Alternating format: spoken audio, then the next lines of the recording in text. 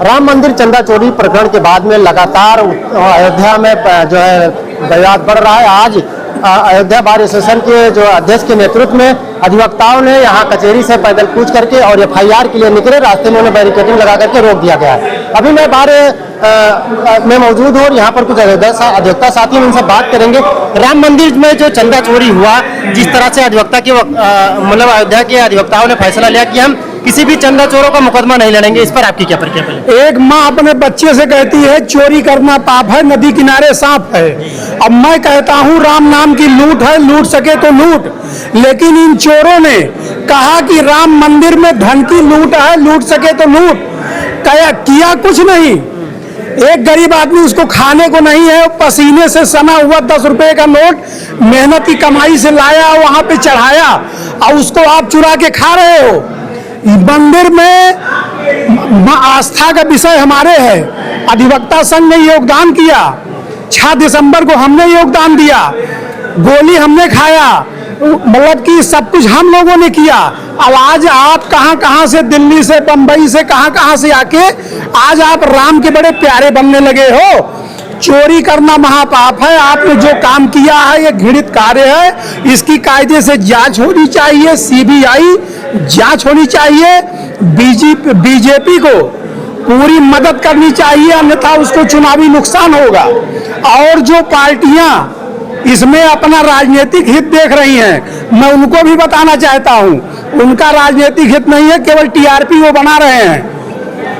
और इसमें जो बड़ी मछलियां हैं, घर का जो मालिक है उसके घर में चोरी हो रही है, तो घर का मालिक ये कहा है कि मुझे पता ही नहीं है, तो ये कहने से काम नहीं चलेगा। चंपत राय जी कह रहे हैं कि हम कलंक लेकर अयोध्या नहीं जाएंगे। भैया, जब कलंक लग जाता है, आप कलंक अगर लग गया तो आप क्यों नहीं मीडिया के सामने आ रहे हो? मीडिया के सामने आइए, अपनी सफाई दीजिए, बताइए। पूरे देश की मीडिया आपके खिलाफ लगी हुई है, पूरे अधिवक्ता आपके खिलाफ लगे हैं, आपके खिलाफ एफआईआर नहीं दर्ज हो रही है। आज पूरा अधिवक्ता संघ 2-3 हजार वकील गए हैं उनके खिलाफ तहरीर देने के लिए। अगर आप निर्दोष हैं तो एफआईआर होने से आप मुलजिम नहीं बन जाते, मतलब दोषी नहीं माने जाते। अगर आप निर्दोष होंगे तो एफआईआर से आपका नाम सम्मान पूर्वक निकाल दिया जाएगा। तो आप अगर सच्चे हैं तो आइए, मैदान में आइए ना, छुप के क्यों बैठे हैं? क्या कारण है कि यही ऐसा तो नहीं कि चंपत राय को बचाने का प्रयास किया जा रहा है? भैया, कुछ भी हो सकता है। सीधी सी बात आप बताइए, राम मंदिर, राम जन्मभूमि मंदिर का ट्रस्ट का गठन हुआ है, जितने मेंबर हैं, जितने पदाधिकारी हैं, एक्टिव कौन है? महंत नृत्य गोपाल दास जी हैं, बीमार हैं, मतलब आपको बताओ अस्वस्थ हैं। मैं ये कह सकता हूं कि नृत्य गोपाल दास जी भाई हमारे, मैं उनको ईमानदार मानता हूं, ऐसा नहीं है, उनकी अलग वो है। और दूसरी चीज, जितने भी मेंबर हैं, कितने एक्टिव हैं, 80 साल से 100 साल तक के मेंबर हैं, कोई एक्टिव नहीं है। सब कुछ कौन देख रहा है? डॉक्टर साहब देख रहे हैं, डॉक्टर अनिल मिश्रा देख रहे हैं। सब कुछ जो है चंपत राय जी के हाथ में है, गोपाल राव जी के हाथ में है। 3 के अलावा कोई एक्टिव में हो, बताइए। सारी नौकरियां आपने दी, सारी नौकरियां आपने दी हैं। जब से आरोप लगा है तब से तो आपने सीसीटीवी खंगाल दिया। अरे भाई, आप क्यों ये 1.5 महीना 1 महीने का फुटेज रख रहे हो? राम मंदिर में कोई धन की कमी है? आप क्यों नहीं लगाते? 2-2 साल 3-3 साल की मेमोरी बनी रहा है, 24 घंटे की गोपनीय कैमरा लगाया जा रहा है, तो चोरी पकड़ी जा रही है। तो अगर हमें तो भैया आप शक होने लगा है। क्या कहेंगे आप इस प्रकरण को लेकर के? माननीय सुप्रीम कोर्ट ने जब जजमेंट किया था, 1 मिनट, सुप्रीम कोर्ट ने जब जजमेंट किया था, मंदिर का फैसला किया था, तो उसने एक व्यवस्था दिया था कि भारत सरकार ट्रस्ट का निर्माण करे। और भारत सरकार को ये बात विधिवत मालूम थी कि ये मंदिर बनेगा, बहुत हाई फाई होगा, लोग आएंगे, ढेर सारा पैसा सोना चांदी चढ़ेगा। आस्था का देश है हिंदुस्तान, धर्म प्रधान देश है।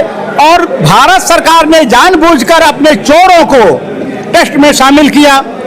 हिंदुस्तान के जो चोर थे, जो भारत सरकार के लोग थे, उन्होंने जानबूझकर ऐसे लोगों को इसमें शामिल किया और उन लोगों ने बेहद हद पार करके चोरियां की है।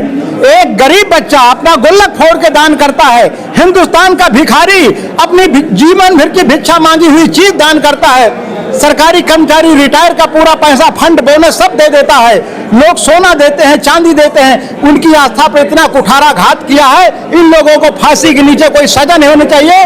और उसके बाद देखिए बेशर्मी की हद देखिए, इन लोगों के खिलाफ एफआईआर नहीं लिखी जाती है जो मेन है। कैसे अपनी लायबिलिटी से चंपत राय बच सकते हैं? वो वहां के मालिक हैं, वहां का मुखिया, उसके अंडर में कोई भी ऑफेंस क्रिएट होता, भले तुम बहुत ईमानदार हो, लेकिन लायबिलिटी से कैसे बचोगे? उनका नाम एफआईआर में होना चाहिए, जिसके लिए हमारा 3000 अधिवक्ता लामबंद होकर राम जन्मभूमि के लिए चला था। रास्ते में सीओ, इंस्पेक्टर आरजेबी, कप्तान आए, हम बोल रिक्वेस्ट किया कि एप्लीकेशन यहीं दे दीजिए, एफआईआर लिखी जाएगी। ये एफआईआर लिखी जाएगी इन लोगों के खिलाफ, इसकी जांच होगी, इनको सजा होगी। ये जिम्मेदारी से भाग नहीं सकते हैं। अच्छा, जिस तरह से आपने चंपत राय को बताया, चंपत राय को तो ये कहा जाता है कि बहुत सात्विक और साधारण ईमानदार व्यक्ति हैं, सोशल मीडिया पे कनक कनक तो 100 गुना मादिकता अधिकाय, और कहा खाए बौराए जग, कहा पाए बौराए। ये जिंदगी भर के भिखारी लोग, मांग मांग कर भिक्षा खाने वाले लोग, इनको जब मौका मिला तो ये अजगर के तरीके से काम कर रहे हैं। ये ऊपर का ढकोसला के भिखारी हैं, इसलिए ये कहना गलत है। इनकी लायबिलिटी है, इनकी जिम्मेदारी है। हम लोग देखिए ईमानदारी का सर्टिफिकेट नहीं दे सकते। चोरी हुई है वो सही है, बैठिए बैठिए। लेकिन आपका वक्तव्य मैं बिल्कुल खिलाफ हूँ। मांग खाने वाले ये कितना भिक्षा दिए, ये कितना भिक्षा दिए, कई रुपया दिए?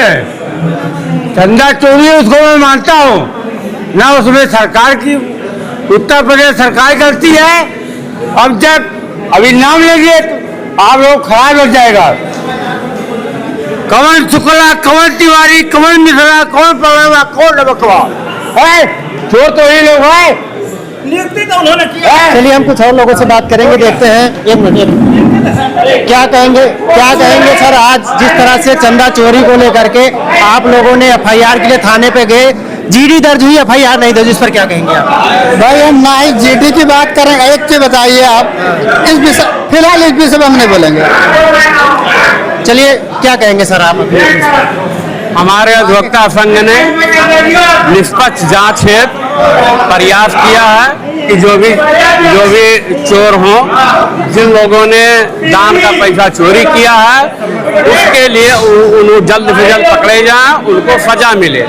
और हमारा संघ किसी व्यक्ति विशेष के स्टेशन राम जन्मभूमि जा रहे थे और उन्होंने, पुलिस विभाग ने जाने नहीं दिया। हम लोगों को कई जगह रोका, सबसे पहले कमिश्नर बंगले के सामने रोका, फिर बस स्टेशन पे रोका, गांधी पार्क में रोका, अंत में फिर वहाँ के यशो आए और यहाँ के एसपी सिटी और सारे तमाम ऑफिसर से जिला के इकट्ठा थे। उन लोगों ने हम लोगों की तहरीर ली, रिसीव किया और जीडी में दर्ज किया है। आज ये कार्यवाही शुरू हो गई है। इसमें जिन लोगों का नाम भी आया, इन लोगों पर बड़ी लूट का खुलासा होने की पूरी संभावना है।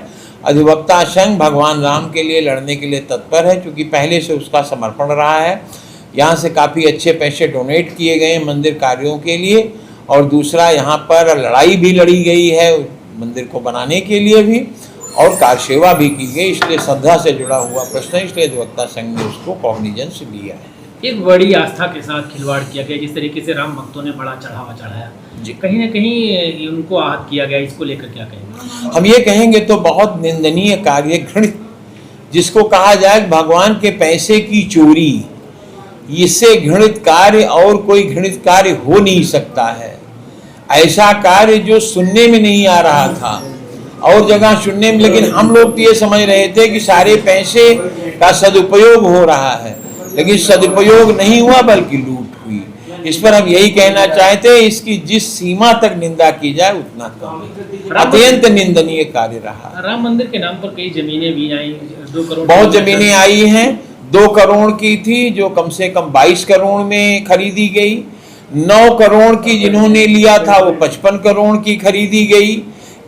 2-3 धर्मशाले, कन्हैयालाल धर्मशाला आज जैसे धर्मशाले हैं, जिनको फर्जी तौर से निष्क्रिय दिखा के कब्जा करने की कोशिश की गई, लेकिन बड़े न्यायालय के दबाव में, रोक में, स्थगन के बावजूद भी उस पर कुछ न कुछ कब्जा कर लिया गया। इन लोगों ने अपना इंडिविजुअल ट्रस्ट बनाया है, इंडिविजुअल ट्रस्ट के साथ साथ नजूल की जमीन जो कि सरकार की जमीन मांगी जमीन, इसकी मिल्कियत सरकार की होती है और ऐसी जमीनों को भी इन लोगों ने खरीदा है जो कि गवर्नमेंट की ही जमीन है और उस पे पैसे का जो भुगतान किया गया वही उसकी चोरी है। क्योंकि ना उन्हें बेचने का अधिकार था, ना खरीदने का अधिकार था, ना उसे पैसा देने का अधिकार था।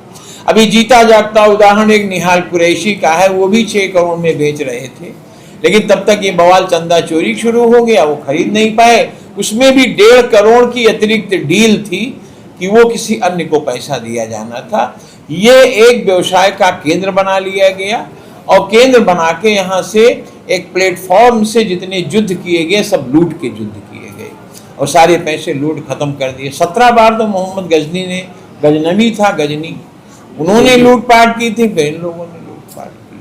अब बार काउंसिल भी इस पूरे मामले में आपके साथ आ रही है। बार काउंसिल का स्वागत है। बार काउंसिल के बैनर के नीचे हम कार्यवाही को संपादित कराएंगे और उनको अपना अगुवा रखेंगे।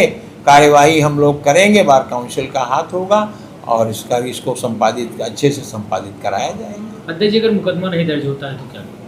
मुकदमा न दर्ज होने कोई बात ही नहीं। Pandit Kalika Prasad Mishra, president of the bar association Faizabad and police have courage that he will not launch the FIR. हम जीडी तक पहुंच चुके हैं। मुकदमा दर्ज नहीं होगा तो हम क्या करेंगे वो दिखाई पड़ेगा। ये ना का कोई काम नहीं है।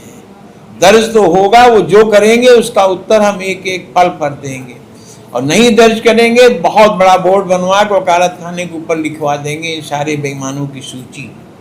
कैसे नहीं दर्ज करेंगे? बिल्कुल दर्ज करेंगे। बेईमानों की सूची मतलब जो ट्रस्ट है उनके बेईमानों की सूची, उनको ऐसे नहीं जाने देंगे। वो कह रहे हैं कि हम कलंक लेके नहीं जाएंगे।